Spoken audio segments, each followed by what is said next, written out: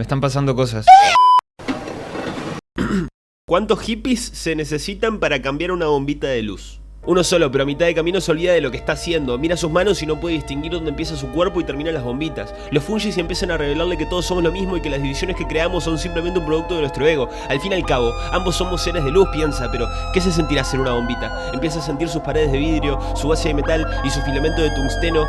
Pone las manos en el enchufe y muere. Hoy vamos a estar hablando de una cultura loquísima que sobrevivió décadas y décadas y que probablemente siga existiendo en todas partes del mundo por años a venir. Los hippies.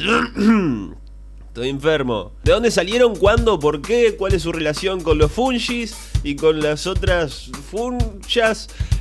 Tu compa que consume y no se baña, ¿es realmente un hippie o es simplemente un vago sin futuro? Esto es Falso Facu, yo soy Falso Facu y respondo todo eso en más o menos 6-7 minutos, algo así. ¡Va!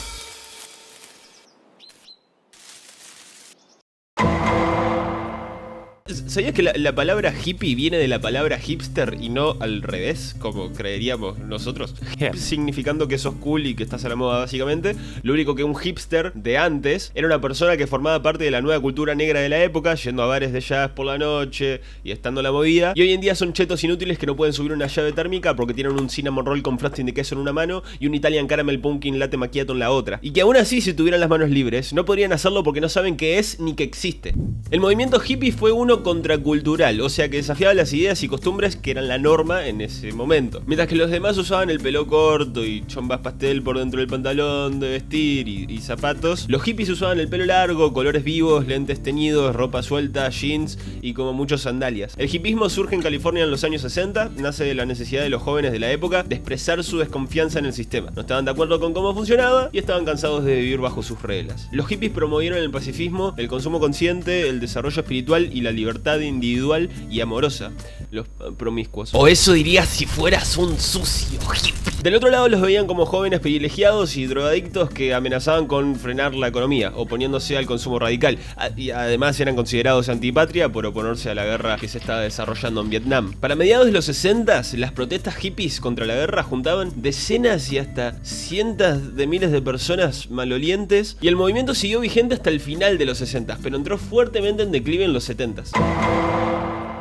No digo necesariamente que sea una conspiración, pero es raro ver cómo se alinean varias cosas durante 2 o 3 años que hacen que el movimiento muera rápidamente. A finales de los 60 el movimiento era tan grande que ya se había empezado a comercializar. La industria de la moda, las productoras musicales y demás empezaron a vender productos con estética hippie, lo cual iba en contra de los principios del movimiento. Y todo esto al mainstream obviamente no le importaba. Por el lado del consumismo responsable de seguir creciendo el movimiento, era un acto contradictorio y contraproducente, como comprar un peluche de Marx o una remera del Che y en cuotas y con descuento de Itaú. El 69 fue un año durísimo para la movida hippie. Las 3 muertes en el festival de Woodstock, los asesinatos de la familia Manson y el incidente en el festival de Altamont. Voy a hablar un poco sobre el último porque es el menos conocido, pero realmente afectó al movimiento. Es diciembre de 1969.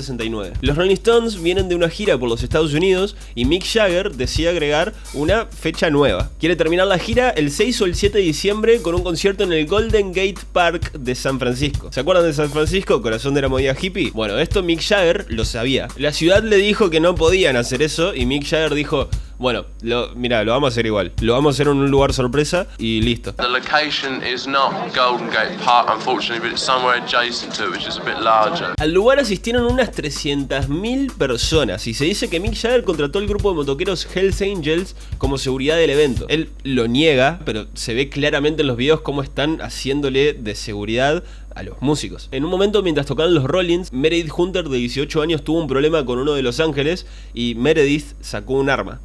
El siguiente segundo tenía un ángel arriba dándole una puñalada. La apuñalaron 5 veces y lo patearon hasta que RIP. Toda esta violencia obviamente iba en contra de otro de los pilares fundamentales del hippismo. El movimiento se iba degenerando y no era lo que en un momento había sido. Perdieron el consumismo responsable por el mismo sistema capitalista. Perdieron el pacifismo y la cultura de los fungis con todos estos eventos. Y Charles Manson se encargó de demonizar lo que sobraba de la cultura. Y para peor, 2 años después, en el 71, el presidente Nixon anunció el inicio de la guerra contra las drogas.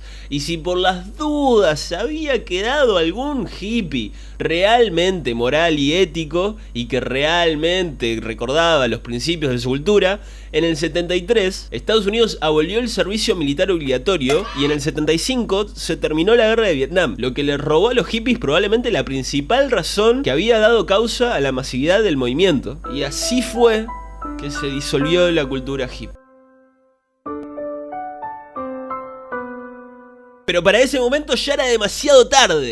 Los hippies ya habían influenciado la cultura local y mundial. En mayo del 71, más de 500.000 de personas marcharon pacíficamente contra la guerra de Vietnam. Y en el evento no participaron solo hippies, sino madres de soldados, estudiantes, religiosos, profesores, periodistas, abogados, médicos, ex militares, Barney, los Teletubbies, Yuya, Piñón Fijo. Básicamente cualquier persona que tuviera o no piernas y se pudiera permitir ir a la marcha. Podemos ver los efectos de la cultura hippie hasta el día de hoy, más de 60 años después. Y no solo en el rasta que te vende pulseras de macramé en la plaza, porque al vivir despojado de lo material y viajando sin equipaje también es llevado al mainstream por los hippies, sino que algunas de las semillas que sembraron los hippies en los 60s están dando fruto el día de hoy, como es el caso de Paul Stamets, una persona muy influenciada por la cultura hippie que hoy en día estudia el potencial de los fungis en curar trastornos como la depresión y el estrés postraumático, como el generado en militares por la guerra de Vietnam.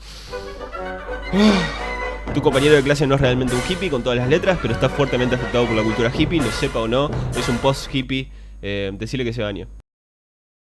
O no le digas nada, déjalo quieto, déjalo ser como quieras ser. Si no lo quieres oler, no lo huelas y listo, déjalo en paz.